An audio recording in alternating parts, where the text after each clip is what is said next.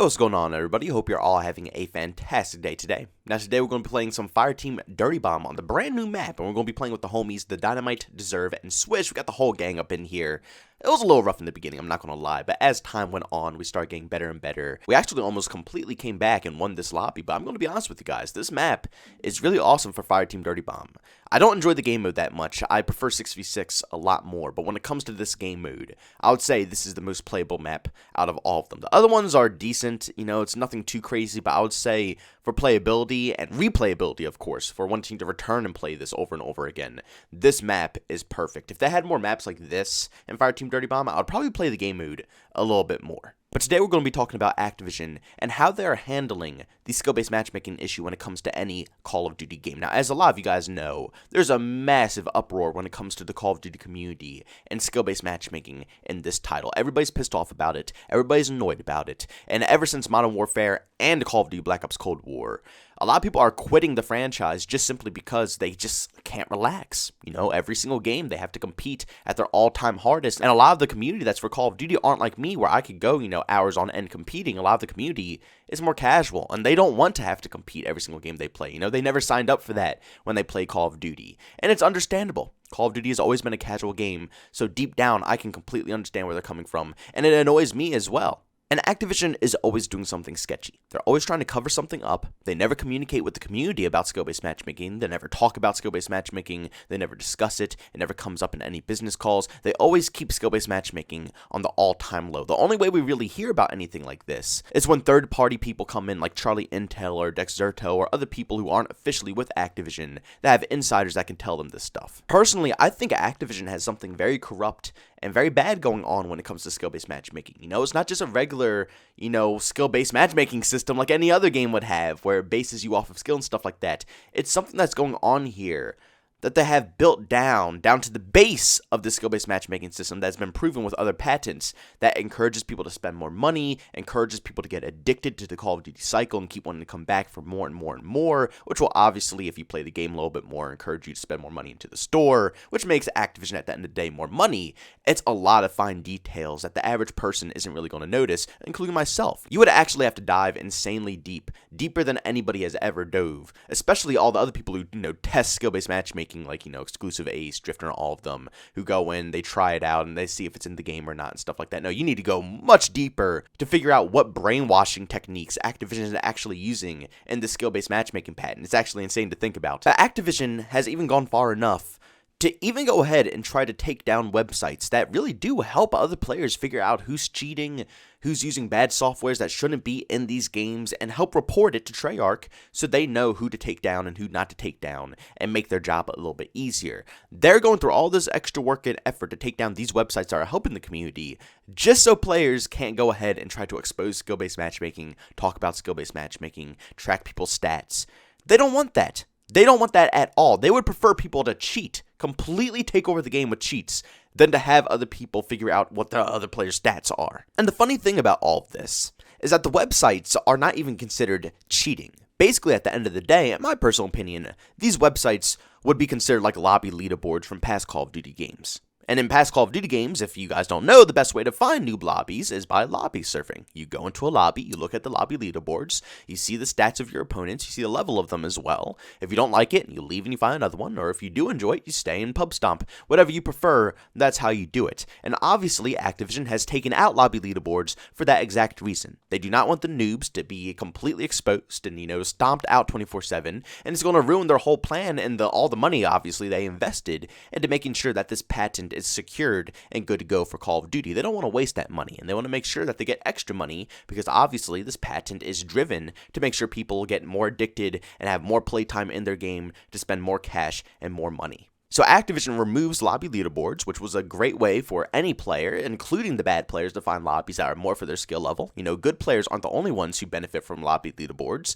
Bad players benefit from it as well. You would think, oh, well, the good players, they can find lobbies to pub stomp all the time. But so can the bad players. They don't have to verse people who have 3 KDs. They can obviously see that in the lobby leaderboards. You know, if I'm lobby surfing and I hop into your game and I'm holding like a 4 or 5 KD in that Call of Duty game because I'm lobby surfing looking for new lobbies, and you see that, you could simply leave. You can see my stats just like I can see yours. But all of this is besides the point. The The point here is that Activision removed lobby leaderboards, and once someone else, a third-party company, decides to try to bring them back, because obviously it's a very useful and fun feature to have in any Call of Duty game, Activision doesn't like that and they try to remove that as well, which they already have.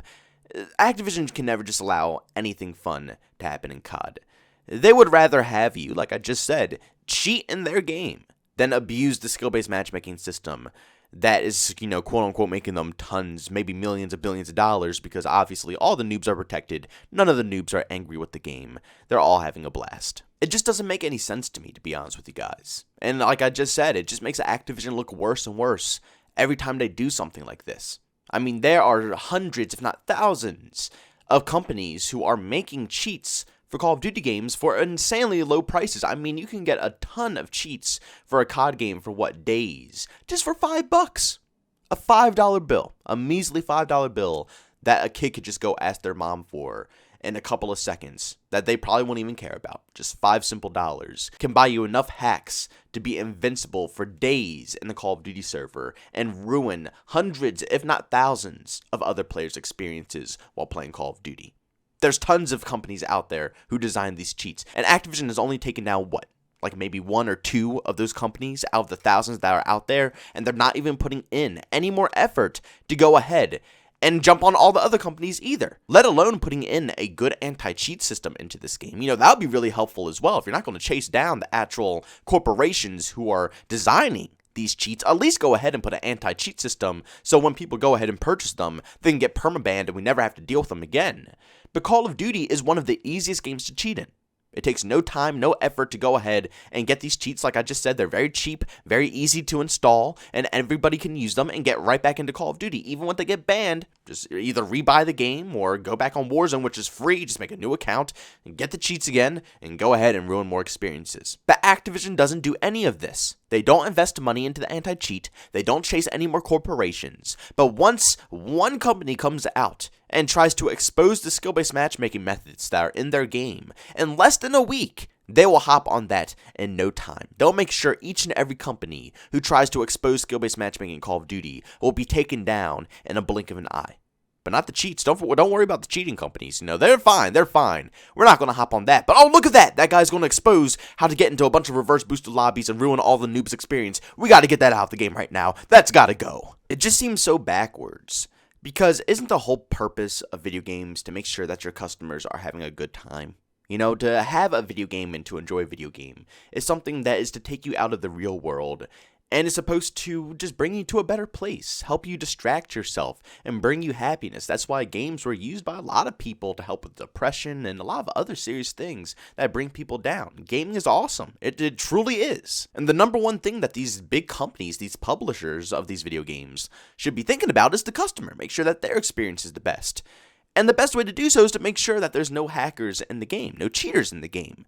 But Activision is not prioritizing their customers. They never have, they never will. They try to brag and say, oh, we're going with this free-to-play method. We care about our customers. We care about everybody. They try to make it seem like they care about their community, when in reality, they seriously do not. It's obvious as day that they don't have any craps given about us. Because if they cared about us, not only would they have these websites still available to the mass majority so people could still find these cheaters and get them banned and permabanned, hopefully, by being able to expose their accounts to actual developers so they can see what's going on, but also they're falsely banning innocent people to get more money from those individuals, knowing that these people didn't cheat, knowing that they have no software on their computers at all. They just go ahead and ban them for absolutely no reason. There are threads of thousands of individuals who have their accounts completely taken away from them. People who had max camo, people who have max rank, people who have grinded all the challenges, people who have bought hundreds, if not thousands of dollars in the actual Call of Duty stores, and then their accounts completely taken away, and all that stuff lost. The thousands of dollars in the store, forget about it. All that stuff is gone. The hundreds of hours you put into getting these camos, gone. Forget about it. They take away these accounts, but they won't go ahead and dive deeper into making sure that the actual cheaters, the real people who are ruining the experiences of others, they don't care about those people. They can go ahead and run rampant and ruin all the casuals' experiences, along with the good players' experiences as well. Honestly, at the end of the day, it's just a rough situation that the Call of Duty community is stuck in. It's nothing we could do about it. And as hard as we fight, Activision just keeps trying to hide more and more things from us, instead of just being open and allowing us to know what's going on and just simply making a very solid game. But guys, if you enjoyed today's video, make sure to leave a like, and by all means, if you hate it, leave a dislike. Also, if you're brand new, you enjoy the content, don't forget to subscribe and hit that notification button. Also, want to chat with me, there's 2 ways to do so. I have a Twitter and a Discord. Both those links are down in the description. And also, want to catch me live stream some video games I do over on Twitch. Link that's in the description as well. But guys, thanks so much for tuning in. See you on the next one. Peace out.